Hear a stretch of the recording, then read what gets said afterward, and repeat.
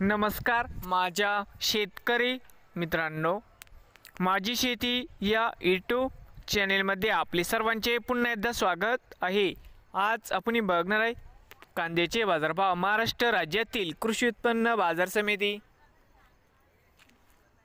मुंबई येथील आजचे कांदा बाजारभाव म्हणजे दिनांक 5 एप्रिल 2025। सर्व शेतकऱ्यांनी हा व्हिडिओ संपूर्णपणे बघा, कुठे स्किप करता। कांदा दरामध्ये तर मित्रांनो लवकरच होणार सुधारणा।